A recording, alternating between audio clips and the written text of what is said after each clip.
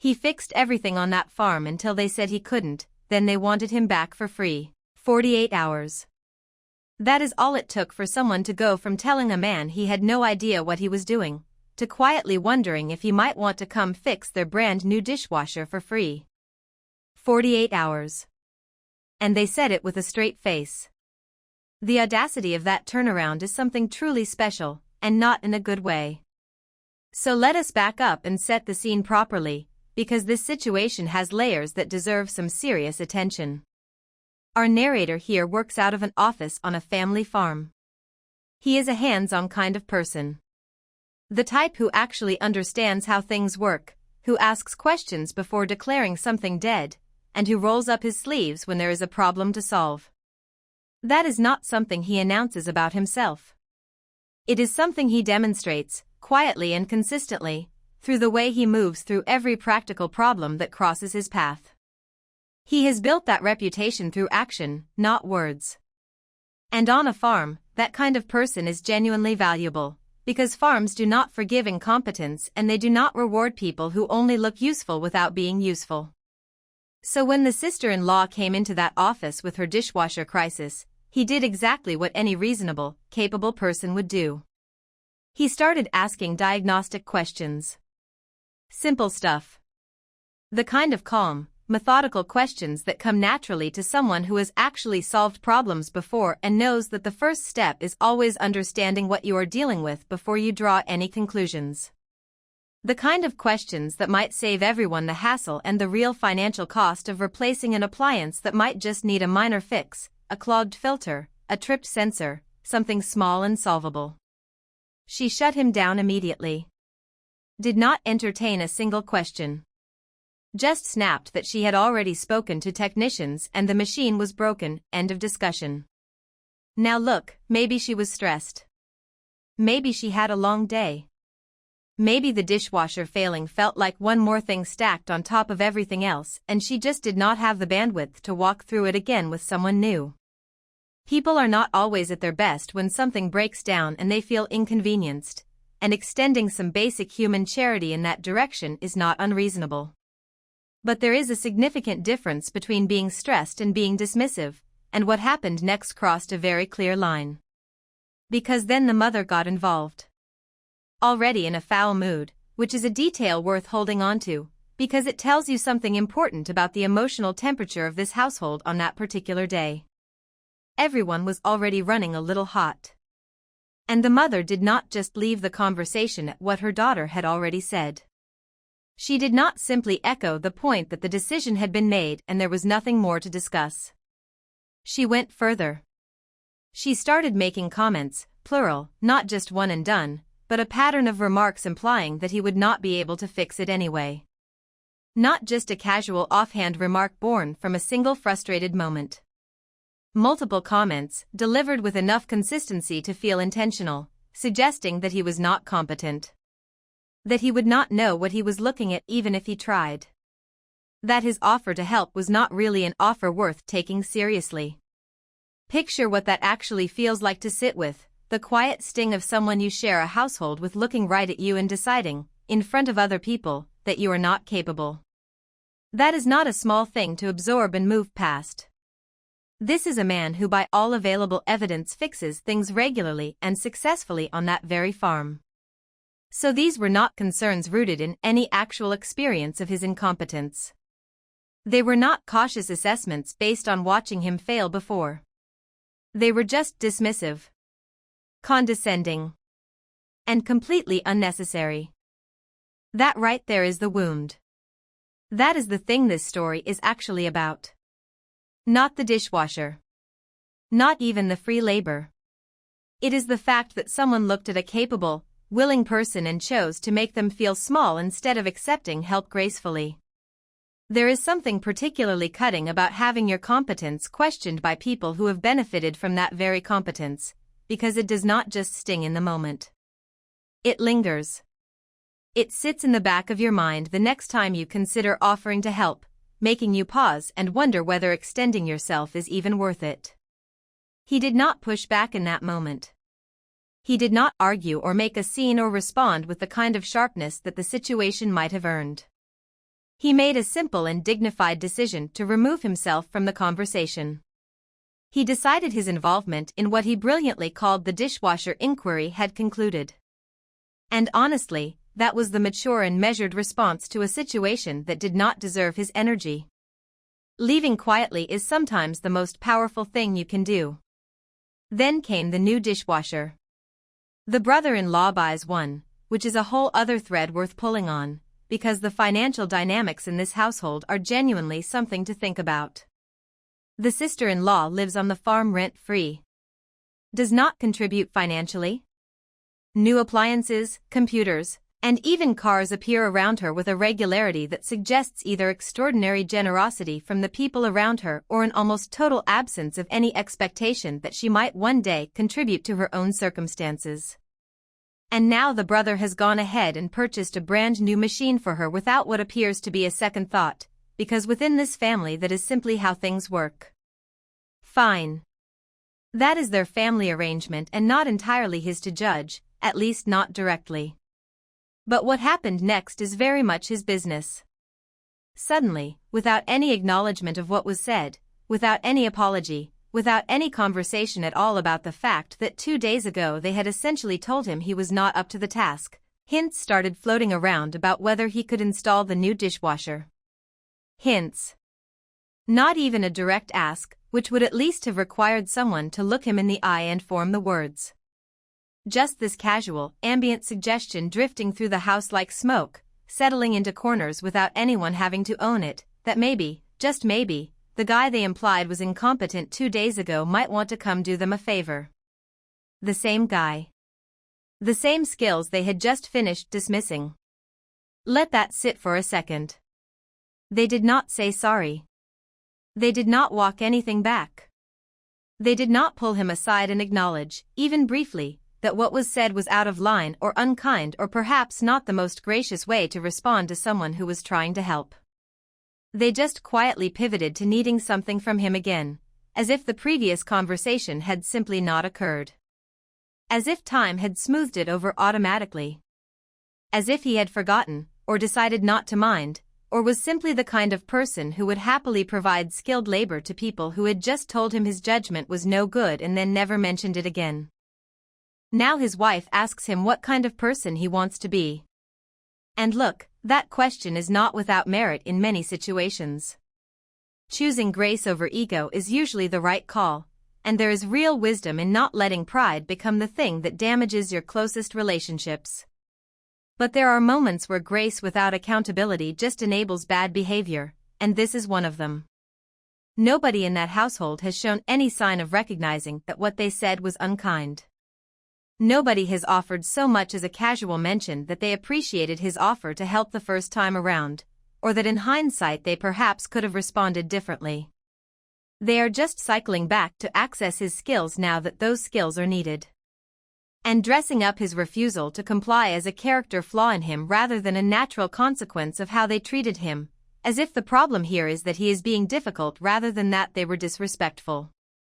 He told his wife plainly that he was comfortable being petty in this situation. And honestly, that level of self-awareness deserves some credit. He is not pretending this is noble. He is not constructing some elaborate moral framework to justify his position or framing his choice as the unambiguous high ground. He just knows his own limits and he is naming them honestly, without dressing them up. There is a particular kind of emotional maturity in being able to say I know what I am doing and I know why, and I am at peace with it. That is more self-reflection than most people bring to moments like this, where the easier path is to either cave and feel quietly resentful, or explode and make everything worse. And here is the thing about petty that people always misunderstand. There is a version of petty that is destructive, that burns things down for no reason, that reaches past the people who hurt you and catches innocent bystanders in the fire just to make a point. And then there is a version of petty that is really just self-respect dressed in more casual language. Refusing to give your time, your skills, and your labor to people who made it clear they do not value those things is not small-minded. It is not thin-skinned. It is not ego getting in the way of doing the right thing. It is a boundary. A quiet, firm, completely reasonable boundary, communicated not through a dramatic confrontation but through the simple act of deciding what you will and will not do with your own energy. He also made a point of noting that nobody is going to be left washing dishes in a creek because of his decision. The brother-in-law can afford a plumber. The situation will be resolved. Life will go on and the kitchen will function, and the inconvenience will be temporary and financial, not personal. The only consequence of his refusal is that installation will cost money instead of being free, and that cost falls on a household that has shown absolutely zero hesitation about spending money when something is needed. So the practical impact of his stance is minimal. And that matters, because it means this truly is about principle and nothing else. He is not leaving anyone in genuine hardship. He is simply declining to subsidize an arrangement that has not earned his contribution. He does feel bad that the brother-in-law will end up paying. That detail matters too, and it says something worth noticing. Because it shows he is not approaching this with cold indifference or some satisfied sense of revenge. He actually cares about the financial impact on someone he presumably has no grievance with, someone who probably had nothing to do with the dismissive comments and is now caught in the middle through no fault of his own. That guilt is real and he is not pretending it away. But even that guilt is not enough to override the simple and important reality that showing up and installing that dishwasher would be sending a message to the whole household. It would say that you can dismiss someone, undermine their competence in front of others, involve a third party to pile on, and then just circle back when you need something and everything will be fine. No conversation required. No acknowledgement needed. Just reset and proceed. And that is a lesson he has no interest in teaching, because once you teach it, you will be asked to learn it again and again. So where does all of this land? Is he the asshole for holding his ground? No. He is really not. The way this family operates is revealing in ways that go well beyond this single incident. The sister-in-law receives constant financial support from everyone around her and apparently treats that support as a given rather than a gift, as the expected backdrop of her life rather than something extended through real generosity that deserves real gratitude. The mother had no business making comments about his competence in the first place. They were not helpful, they were not accurate, and they were not kind. And the pivot from dismissal to expectation without any acknowledgement in between is genuinely disrespectful in a way that goes beyond a single bad day. He did not blow up. He did not make a scene. He simply declined to donate his labor to people who had just finished telling him his judgment was no good. The wife asking him what kind of person he wants to be is a real question with a real answer. He wants to be the kind of person who helps people who treat him with basic respect. He wants to be someone whose skills are valued, not just accessed when convenient and dismissed when they come attached to an opinion someone does not want to hear. He wants to be the kind of person who does not quietly swallow every dismissal and keep showing up with a smile and open hands, because that is not generosity. That is just self-erasure dressed up as niceness. That is a perfectly reasonable kind of person to want to be. The verdict here is clear. He is not the asshole. The moment someone chooses to dismiss your capabilities instead of accepting your offer of help, and then returns to request that help without a single word of acknowledgement, they have forfeited their right to expect a cheerful yes. He was not petty. He was honest. And in a household where people seem to have become very comfortable expecting things from him, a little honesty about what he will and will not give is probably long overdue. He told his ex to stop talking to his little sister and everyone called him the villain. An 8-year-old girl is standing there, excited to see someone she loves, and her big brother shuts it down on the spot. That image is painful. But what happens next in this story changes everything about how you feel watching it. Because there is a piece of information that does not arrive until the very end, and once it does, the entire situation rearranges itself completely. So let us walk through this carefully. Our narrator is 20 years old and had a messy breakup with his girlfriend around a year before this moment. He is honest about it, which is worth noting. He says the breakup was drawn out, that she said things that really hurt him, and that he was not perfect either. That kind of balanced self-reflection is not what you usually get from someone telling a story where they are the protagonist. Most people who post their stories online sand down the edges of their own behavior and sharpen the edges of everyone else. He is not doing that. He is sitting with the discomfort of admitting that he played a role too, even while processing something that clearly still weighs on him. He is not painting himself as a saint. He just knows what happened and he knows how it landed on him. He brings his little sister, who is 8 years old, to college events sometimes. That detail alone tells you something about who he is. A lot of 20-year-olds are barely managing their own lives, let alone making space in them for a younger sibling. But he does. He is the kind of older sibling who makes time for quality connection and wants to show his little sister what the world beyond home looks like. You can picture it, her walking around somewhere new, wide-eyed, holding his hand, feeling proud that her big brother brought her along. That is genuinely sweet. And his sister loved his ex-girlfriend. They had built a real bond during the relationship, spending enough time together that the little girl genuinely attached to her, and she still talked about her even after the breakup. That is important context because it shows this was not some brief passing acquaintance. There was a real connection there, the kind that forms when someone shows up consistently and warmly over time, and for an 8-year-old, those connections feel enormous and permanent in ways adults sometimes forget. Children do not have the emotional scaffolding to understand why someone they love just disappears from their life.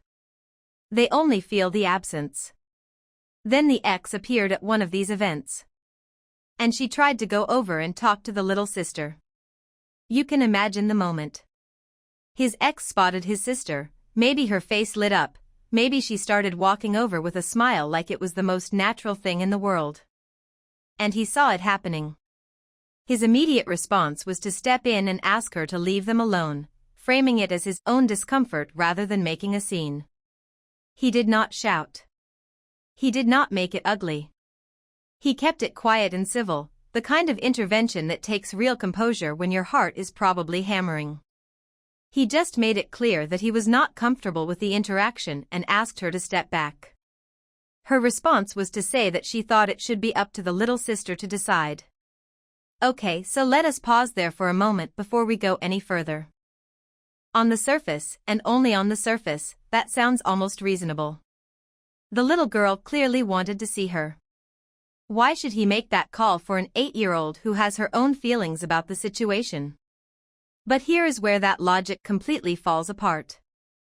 An 8-year-old does not have the full picture. An 8-year-old does not know what happened in that breakup. An 8-year-old does not know what was said, what lines were crossed, or why the relationship ended the way it did. An 8-year-old just knows that she misses someone she cared about. And it is absolutely a parent's or guardian's job to make protective decisions that a child cannot make for themselves, even when those decisions cause temporary sadness. The ex framing this as the child's choice to make was a deflection, not a genuine concern for the little girl's autonomy. She was not advocating for the child. She was using the child as a way around the boundary being set for her. That is a meaningful difference, and it matters. He held the line. He said clearly that the breakup meant no contact with him or his family, and she respected that and walked away. His little sister was devastated. She probably did not understand what just happened or why. She just watched someone she loved walk away without getting to say hello, and that kind of confusion in a child registers as pure heartache. His friends and family started saying he had overreacted. That he should have let them talk for a little while. And from the outside, with only the information available at that point in the story, you might be tempted to agree. It seemed harsh. The little girl was upset. No obvious harm would come from a short conversation. He looked, to everyone watching, like the villain of a very small and unnecessary drama. But then he dropped the detail he had left out. During the breakup, his ex called him the N-word. Not once. Multiple times. She said it repeatedly during an argument that was already painful and already messy. She did not slip and catch herself. She reached for it and kept reaching for it, as though once was not enough to say what she wanted to say. And that changes absolutely everything. Every single thing. Yeah. There it is.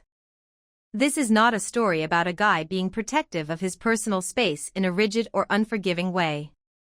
This is a story about a young black man who was racially abused by someone he trusted, someone he was vulnerable with, someone he had let into his life and into the life of his little sister, and who then tried to walk up and hug that little sister like none of that ever happened. Like the argument did not happen. Like the words did not happen. Like she had not shown him exactly who she was willing to be when she felt like it. The audacity of that moment, when you understand what she did during that breakup, is almost incomprehensible. And his family said he overreacted. Let that land fully. His own family, who presumably knew about the breakup, who presumably knew something of what was said, looked at him drawing a firm boundary to protect himself and his little sister from someone who had used a racial slur against him, and told him he was being rude. That is not just a failure to support him. That is a failure to understand the gravity of what was done to him and what it means to have that person walk back into his life like nothing happened.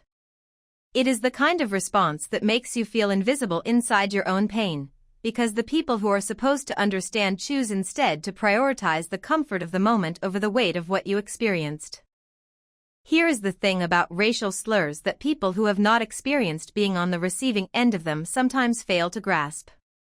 It is not just a word said in anger that can be filed away and moved past with a bit of time. It is a statement of dehumanization. It is someone reaching for the single most weaponized piece of language available to express contempt for who you are at the level of your identity. When someone calls you that word, they are not just being rude.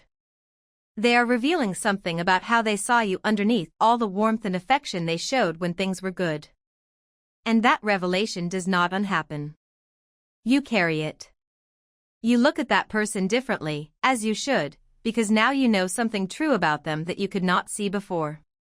The version of them that was kind and warm and present does not disappear, but it becomes complicated by the version that reached for that weapon the moment things got hard. Both versions are real. And you have to hold both of them, forever, every time you see that person's face.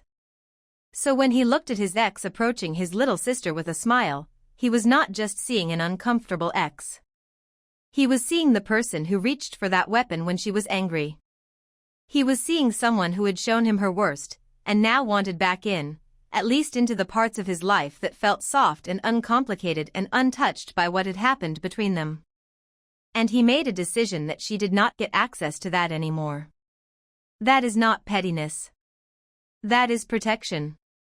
That is a man understanding exactly where the boundary needs to be and having the presence of mind to hold it in a moment that must have felt disorienting and heavy.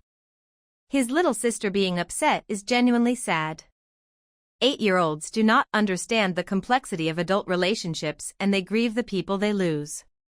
That grief is real and it deserves to be acknowledged and held with care. But the answer to that grief is not to let someone who used racial violence back into the family circle. The answer is to help the little girl understand, in age-appropriate ways, that sometimes people we love are not safe people, and that her brother will always protect her even when it hurts for a moment.